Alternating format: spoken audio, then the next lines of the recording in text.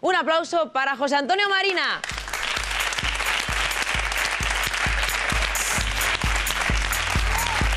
Un placer para nosotros tenerte aquí en el estudio de Torres y Reyes.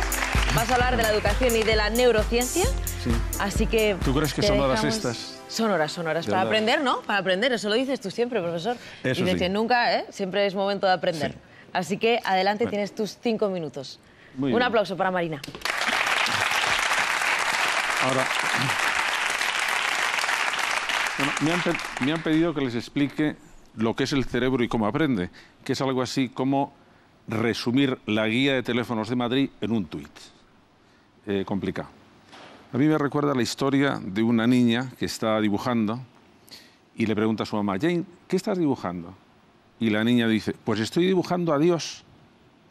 Pero hija, ¿cómo vas a dibujar a Dios si nadie sabe cómo es? Pues lo van a saber dentro de 5 minutos.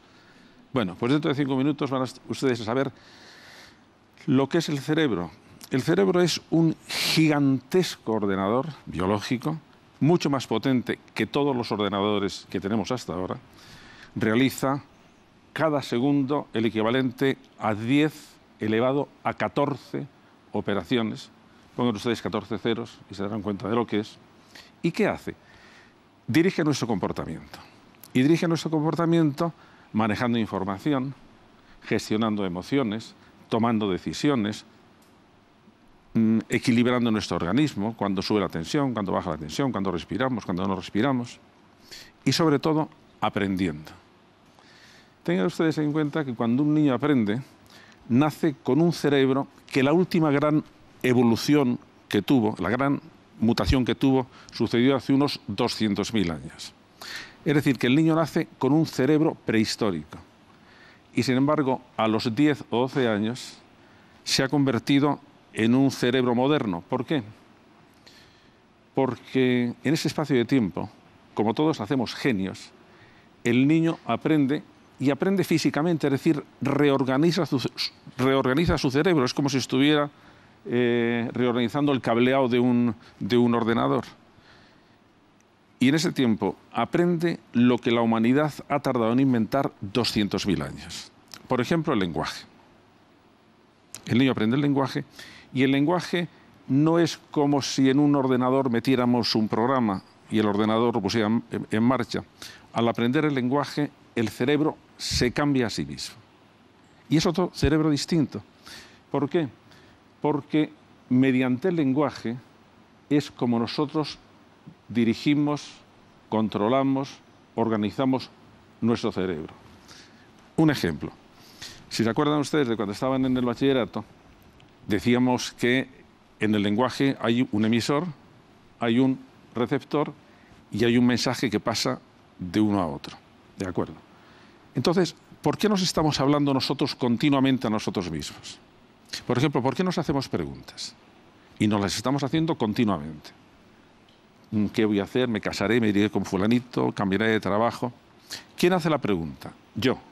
¿A quién? A mí. ¿Quién da la respuesta? Yo. ¿A quién se la da? A mí. ¿Y por qué lo hacemos tan complicado? Porque el niño aprende a dirigir su cerebro a través del lenguaje. Por eso todo lo que tiene que ver con el lenguaje es absolutamente imprescindible e importante para organizar nuestra inteligencia, porque nuestra inteligencia es lingüística y nuestra convivencia es lingüística.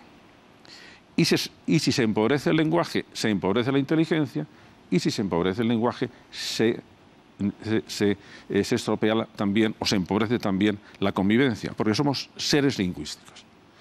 Eso plantea, por ejemplo, respecto de los tweets, un problema de gran repercusión. Porque si estamos reduciendo tan drásticamente el lenguaje, estamos reduciendo drásticamente también nuestra inteligencia y nuestra posibilidad de comunicación en la convivencia. ¿Por qué? Porque llega un momento que cuando tenemos que interpretar mensajes más largos, empezamos a no comprenderlos. Y ese es un problema, porque es un problema de estar reduciendo nuestras posibilidades de acción, nuestras posibilidades de comprensión, nuestras posibilidades de darnos instrucciones de vida. Por ejemplo, es importantísimo que ustedes se fijen en cómo se hablan a ustedes mismos. Se están hablando siempre, se están interpretando, por ejemplo, todo lo que les pasa.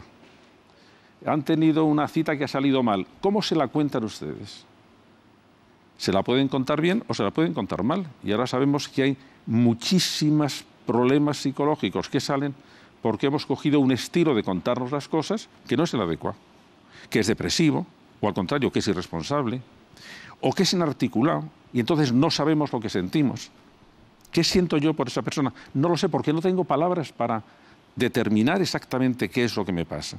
Porque el lenguaje se nos ha metido dentro de nosotros, y si no dominamos el lenguaje, no dominamos nuestro cerebro, y si no dominamos nuestro cerebro, no dominamos nuestra inteligencia, y si no dominamos nuestra inteligencia, nos vamos a hacer un lío en la convivencia.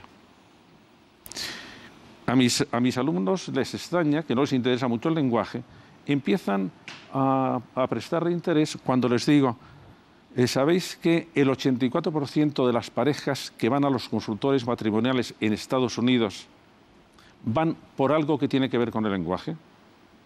Que es, o no hablamos de ciertas cosas, o hablamos pero no nos entendemos. Esas son funciones lingüísticas. Miento, eso lo dicen las mujeres y sus parejas dicen, está equivocado porque hablamos lo suficiente. Ese es un problema. El hecho, por ejemplo, de que la necesidad de utilizar el lenguaje que tienen en nuestra cultura las mujeres es diferente a la necesidad que tienen los hombres, con lo cual el 84% de los problemas surgen precisamente con algo que tiene que ver con el lenguaje. La solución